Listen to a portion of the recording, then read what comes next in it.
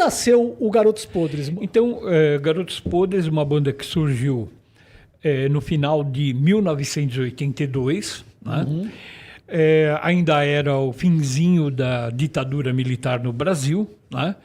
E nós somos uma banda que surgiu no ABC e pegamos justamente esse período de resistência contra a ditadura. Santo André, né? Nós morávamos em Mauá, né?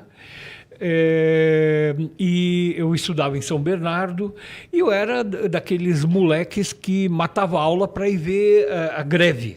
Então as grandes greves dos metalúrgicos do ABC de 79 e 80, elas aconteciam praticamente em frente da escola onde eu estudava, que eu estudava na ET Lauro Gomes, que é uma escola técnica, né? Que ficava em frente ao Paço Municipal de São Bernardo. Do outro lado do Paço ficava o estádio da Vila Euclides, onde tinha a Assembleia dos Metalúrgicos. Então, tudo aquilo que estava acontecendo, que saía na Rede Globo, etc., estava acontecendo na frente da gente ali que estudava, né? Em São Bernardo, na Lauro Gomes. Daí não tinha como você não matar aula para ir ver a greve, como a gente dizia na época, para ir ver a greve, né? E as assembleias e tal. E aquela coisa, né, para resumir um pouco, né, eu me lembro de ter visto coisa do tipo, muitos PMs, na época, baixaram o hospital com deslocamento de coluna, porque eles usavam os cacetetes de madeira de 1 metro de comprimento e batiam nos trabalhadores com tanta vontade que chegavam a deslocar a coluna. Quer dizer, imagina o coitado que estava levando a cacetada. Então, dentro dessa violência que a gente vivia, não tinha como você, mesmo como simples espectador, não tinha como você ficar neutro. Então, o meu jovem coração de estudante, né, obviamente se posicionava a favor da luta dos trabalhadores, né? E em termos de greve, por exemplo, eu acho que foi muito rico, faz muito da minha formação política, né? Por exemplo, a primeira vez que me pararam na rua para pedir documento, acho que todo mundo já passou por isso, menos ela. Menos ela.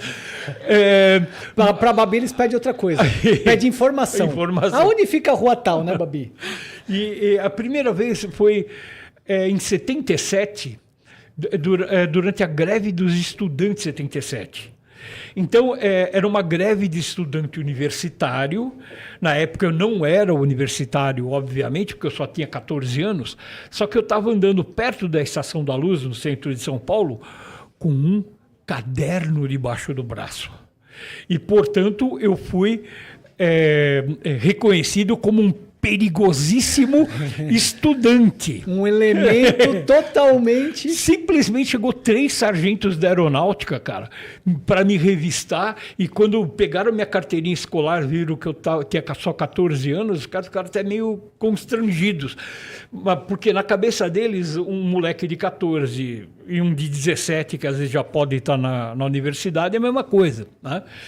Mas, e foi em 77 a primeira vez que eu experimentei o cheirinho do gás lacrimogêneo, a primeira vez que eu corri da polícia. A primeira vez que eu corri da polícia foi da Polícia do Exército, né? A gente ali perto da estação metrô, em 77, metrô São Bento, passa 3 PS com os cacetetes, e o colega meu tira o sarro. Daí a pouco eu olho para trás, só vejo os caras botando a mão no cacetete e vindo correndo atrás da gente. A gente saiu correndo, entrou na estação do metrô, pulou as catracas, só parou de correr quando estava dentro do metrô, e a gente parou de correr porque não tinha como continuar.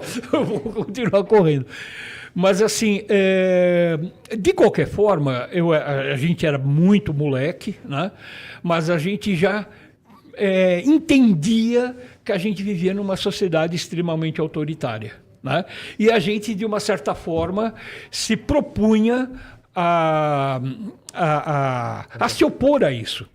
Na época que quando eu fui para o ensino médio, na Lauro Gomes, que eu vivenciei as grandes greves dos metalúrgicos, né? Era a época do ressurgimento do movimento estudantil, Então, na minha escola, teve eleição para a UMES, a primeira eleição para a UMES desde o AI-5 de 68, né? E teve eleição na minha escola quando São Bernardo estava praticamente cercado por tropas da polícia, né? Então é uma coisa até meio histórica o que o pessoal lá do movimento estudantil. E a gente que curtia punk rock sentava no fundão da sala de aula junto com o pessoal do movimento estudantil. Então você tem essa integração, porque você círculo de amizades, de você pegar folhetim, né, dos movimentos secundaristas, que eram todos de esquerda na época. Então, eu acho que é bem interessante. Bem, desse contexto, isso me traz uma consequência bem interessante. A primeira delas, logo depois, que eu, ainda garoto, o primeiro emprego que eu arrumei, né, a primeira coisa que eu faço é ir correndo para o sindicato da minha categoria para me sindicalizar, porque para mim ser membro do sindicato seria um gesto equivalente a tornar-se gente grande. Agora sou sindicalizado, você entendeu? É uma coisa assim, era se tornar uma pessoa importante. E a segunda coisa, a primeira banda que eu participei, que foi o Submundo, que é de 81, que é justamente dessa época, eu acho que pega um pouco esse espírito de resistência de um período muito especial da história do Brasil, que é o período final da ditadura, que é o período que os movimentos de resistência começam a crescer. É a época que surge o PT, é a época que surge a CUT, os movimentos sociais crescem.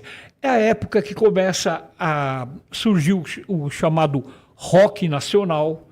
O surgimento do rock nacional, na minha opinião, tem muito a ver com o final da ditadura, porque é o seguinte... Mas o rock nacional que você está falando é aquele rock soft que vinha do Rio de Janeiro, aquela coisa Barão, Capital, essas coisas. Mas a sua pergunta é muito interessante, porque assim, no começo, vamos falar 82, né? Então, durante muito tempo, o rock and roll estava quase que banido das rádios, pelo menos das grandes rádios, né? Daí, primeiro, começa a surgir algumas bandas de rock brasileiras que começam a tocar em rádio. No começo, algumas bandas assim mais light, mais água com açúcar, Blitz, Neuzinha Brizola, lembra? Sim. Né? Titãs da primeira fase, na época do Sonífera Ilha, que era uma coisa assim mais light e tal. Paralamas, mais soft. Paralamas. E você ouviu o que nessa época? Porque punk brasileiro não existia.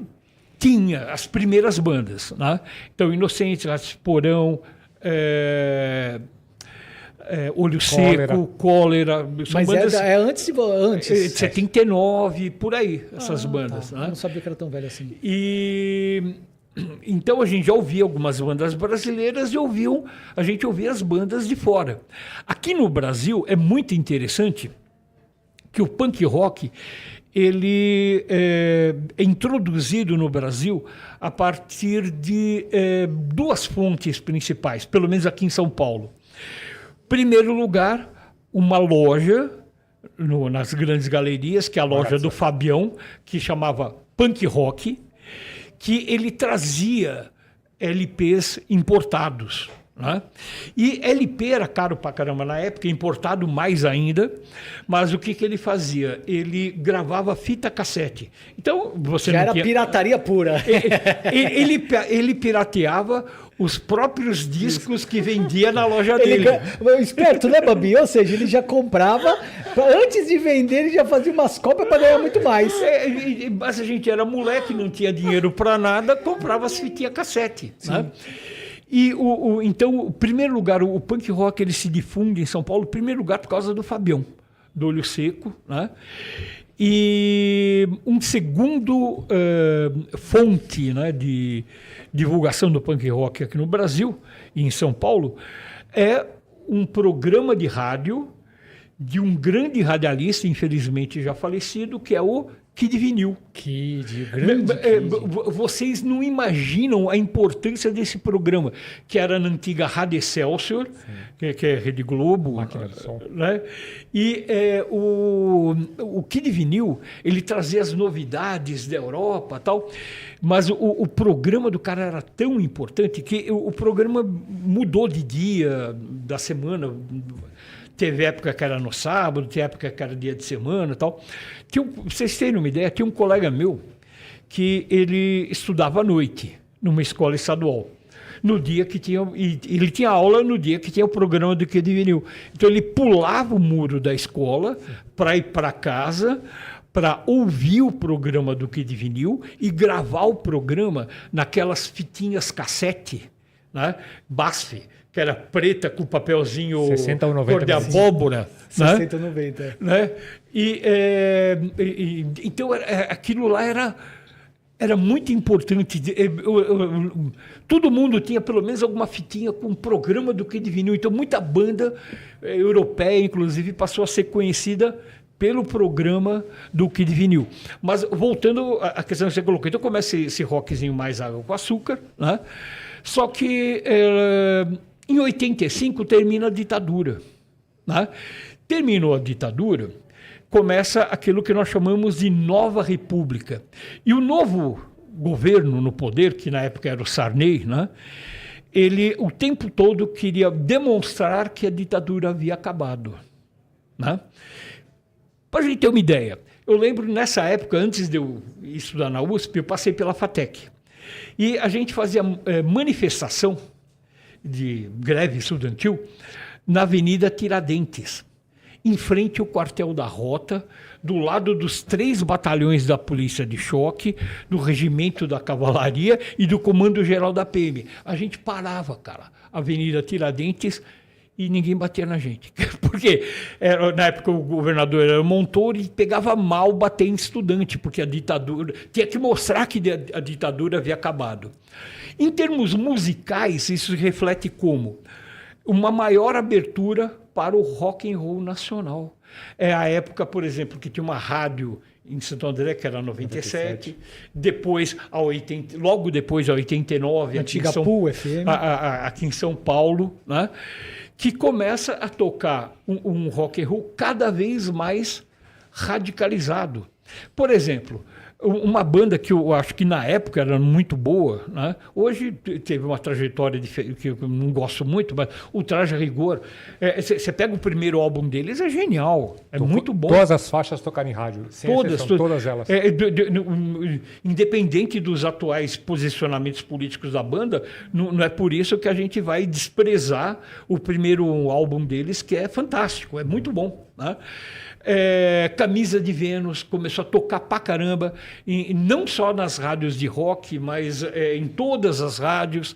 Então começa as bandas de rock começam a ir em programas de TV domingo à tarde, tipo Domingão do Faustão, sei lá. Era o Chacrinha, né? Perdido na Noite. Bolinha. Levava todas essas bandas. Assim, Bolinha, Perdido nas Noites. Chacrinha. E é bem interessante, você tem um processo de radicalização que quem estava no poder tinha que mostrar que a ditadura havia acabado, por isso essa abertura. E se toca Camisa, não sei o quê, por que não toca Garotos? Até Garotos Podres começou a tocar em rádio, e você lembra disso. Em 89. Tinha uma história curiosa, novo, né? Todo ano, na 89, tinha uma coisa que era assim, tipo, o Dia Mundial do Rock, dia 13 de julho, o pessoal falou assim, cada funcionário da rádio vai gravar um depoimento e pedir uma música. E eu, assim, por 3 anos seguidos, eu pedia do Garotos Podres. E por que Garotos Podres? Tem várias respostas. Primeiro eu vou falar a verdadeira. Verdadeira é assim que... montou uma banda, a gente precisa arrumar um nome, né? Daí a gente fez aquela lista enorme e tal. Daí fala, agora depois é ruim, acho que é ruim o suficiente. Mas tem outra resposta também que a gente historia e tal. A gente fala assim, primeiro a gente pensou em Garotos Verdes. Uma ideia boa, né? Então, daí a gente foi amadurecendo a ideia, Garotos Maduros, melhor ainda.